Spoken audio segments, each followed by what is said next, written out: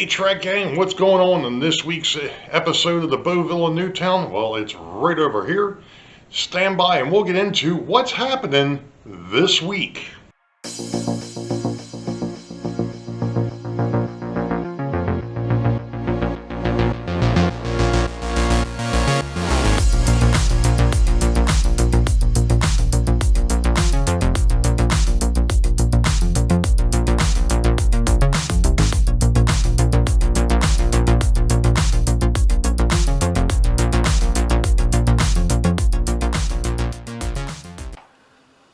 Well, hello Track Gang, and welcome to episode 21 for 2024. It happens to be the 27th of July, 2024. Welcome back. After the fiasco of the last video, a couple of things. First off, I forgot to show the actual pedestrian crossing across the interurban over here that I had gotten done. And you know, with the staining, which I think turned out freaking awesome, but that's beside the point. That's the one thing that went right last week. Anyway, I'm going to say it again. Sometimes it takes a village. In this case, it takes a YouTube community. Granted, let me start off with this. I tried something that probably shouldn't have been tried.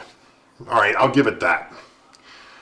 First problem. Second problem was not thinking about it, and I've already had a discussion with one of our YouTube members, and I'm going to get to him in a minute, but one of the things that I had forgotten about is this foam core. It's repurposed. My daughter's work had it for a couple of their events, and if anybody was at the Crab Feast last year, that is some of this foam core that I've gotten. It was from that Crab Feast, which I will also get to. Anywho, the problem is they use the matte side, the non-glossy side of that foam core. I wouldn't say it's not gloss. It still has a little bit of a gloss to it. It just doesn't have a whole lot of gloss to it. The side that I'm using, because it doesn't have any type of markings on it, is very glossy. That was problem number one. Didn't think about that until I pulled the tape back up and pulled all the paint back on the roadway. That was problem one. Problem two is if you try to put latex paint normally over a glossy surface, especially if it's flat or matte, which I'm using flat paint, which you should be using. Another little caveat here for anybody who's, just joining or new to the hobby. You want to use flat paints. Don't use mattes. Use flats. The reason being is anything else will have some sort of a gloss to it. If you're planning on doing what I'm eventually going to do on here, which if anybody has seen the old 13-foot by 11-foot layout, I light my buildings, which is something I'm going to have to go back and fix anyway, is painting the inside black so that I get rid of the light bleed. I'm nowhere near ready to do that yet. However, with all the lighting that we put on these railroads, if you use a gloss or a matte finish, you are going to end up with that shining back at you. And that's not what you want. You want something that's going to basically absorb that light. So, okay, fine. So I used a flat latex paint over top of an acrylic stripe. Probably not the wisest of things to do. And when I peeled back the tape, it peeled everything back up because there was nothing for the paint to grab to. It was too smooth, it was too glossy. Okay, fine. So what I did, instead of having to throw out what I had already created and starting from scratch, which would have been not too bad because I've got plenty of foam core floating around between what's down here and what I've still got stacked up in the garage, I decided to take a sanding block and sand down where the paint didn't stick and repaint it. Now, what I didn't do this time around, though, was paint the yellow stripe or the white stripes first. I got a phone call yesterday, which would have been Friday, twice, sorry Joe, from Mr. Joe Rader over at the Black Rock Central. I work, and he called me the first time I was on a conference call, and he called me a second time and I was on a conference call. So at lunchtime, I called him back and said, hey, what's going on? And he's like, well, by the way, I've got these highway and byways. And I'm like, oh, really? And of course, I just went ahead and jammed my glasses into my forehead, but that's beside the point. Facepalm moment. If anybody who has followed the channel since 2020, at least, knows that one of the things that happened years ago, first off, was that I had been a part of the YouTube Model Builders, and I had won the Central Valley Model Works Bridge, one of them. A single track, which I basically modified, thanks to Paul, into a dual track. But I also, 2 other times, won something from the YouTube Model Builders, and that was the stuff, that was the highways and byways. And as soon as Joe mentioned it, I'm like, geez, oh man, I've got 2 packages of this stuff somewhere. So last night, I came down here and went underneath of the layout and found my one scenery I've got like 3 boxes of scenery, 3 boxes of track, I've got totes galore underneath of this thing. And the first one I went into, what's on top? The 2 highway and byway striping kits. Perfect. Okay, so I repainted it. Caveat number 3, if anybody's keeping count. One of the issues that I just have with this striping kit is it does not bend very well. Gradual curves, not a problem. Sharp corners?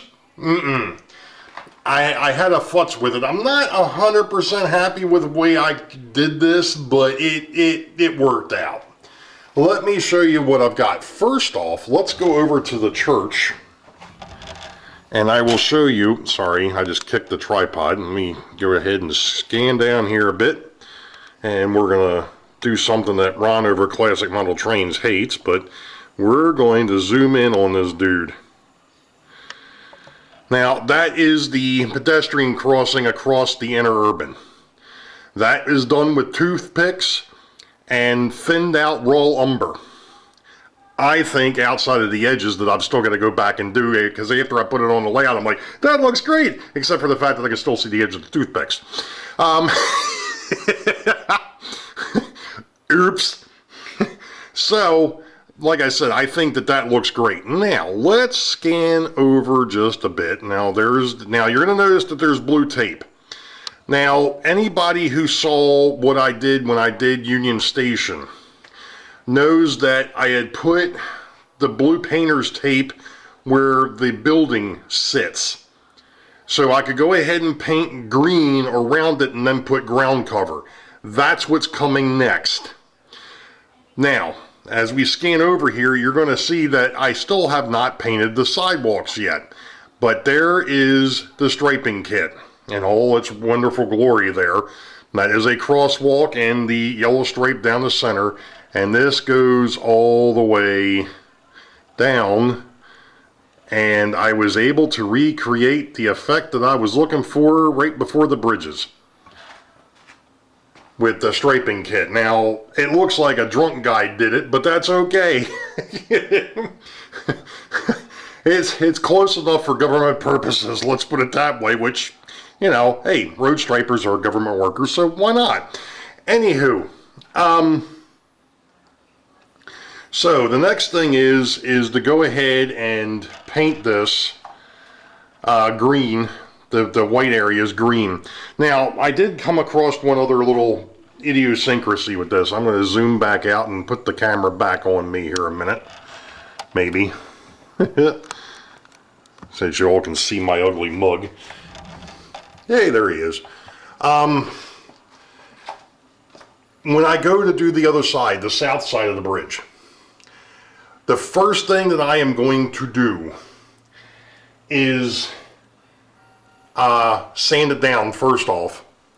The second thing is I'm actually going to, and I'm probably going to regret this, I am going to glue it to the phone. I found an issue while I was doing this, even though I was trying to be very, very easy with the paint, the foam core still warped. And I think it's going to cause me a problem over here. We're going to see if I can get away with it or not. So when I go to do that side, I am going to glue it down first, and then have to do everything while it's on the layout. I don't see any other way I can possibly get away with this. It's just a fact that for whatever reason, when you go to paint this stuff, it wants to warp. It wants to get out of whack. So that'll be something that I'll have to do over there. Now you'll notice too, I don't know if you saw it really in the video because I kind of scanned across fast, there is still some white lines on the outer edge of the roadway. I'm debating whether I'm going to try to stripe that or if I'm just going to paint it and let it go. That's something I'm going to have to think about. At the moment, I'm not all that concerned with it. I could go ahead and just paint it brown and be done with it. Which is probably what I'm going to end up doing, is just bringing the dirt right up to the edge of the road and just be done with it from there. I think that's the easiest thing to do. Other than that, I am working on another little scenery piece to the hill. And that is, looking at how I'm going to do the retaining wall. I've already got that cut out. So that's ready to go. And then after that is going to be probably mixing up some plaster and actually making some more rocks so I can glue those to this face and then go from there. I've got an idea for how I want to do trees on here, and as I mentioned in the last one, and in fact Santa Fe Bob even came back and said, yeah, Dave Ferry was the one that talked about, going ahead and making the edge of the forest effect. I'm still planning on doing something very similar to that on the front edge of this, to go ahead and kind of fake out some depth between where the rock wall or the retaining wall is going to be in the rocks, and then up to the tracks where the streetcar line is going to go. What's interesting to me is I actually found, probably from one of the boxes that was donated, some trees that actually have a flat back, which is great because I can line them across that rail face, and you'll never know because they won't overhang the tracks, which is what I need. I need some space back there. So that'll help. The thing of it is it's going to take a lot of trees to create that effect that I want to create over here. And we'll see how it plays out. But that's kind of where we're at for the moment. I'm going to get back to work. So we'll talk to you in a bit. All right, Track Gang. Well, I've kind of been beating myself up this week. After Sidetrack Sunday, I went to try and put mortar lines into the brickwork that I had, that I'm going to use for something. Not going to get into what it's being used for yet. I was hoping that was going to be in this video. I think it's going to have to wait till next week. Because, to be perfectly honest, I thought that I had absolutely ruined 5 or 6 different pieces of the brickwork, because when I put what I did, I'll explain what I did. I put down a maroon color on the brick plastic, or the plastic brick. I let that cure for, I don't know, I think it was probably close to maybe a day. I then came back, and that's acrylic. I then came back with the sandy pail which is a latex, this here. On the thin side, to kind of let it go ahead and flow into the mortar lines so I could wipe it off, much like I did when I built the foam core block wall. It pulled the red paint up to the point where the more I played with it, the worse it got. I ended up taking, let's see, 1, 2, 3, 4, 5 pieces over to the sink, and as you can see with this one here came the cleanest.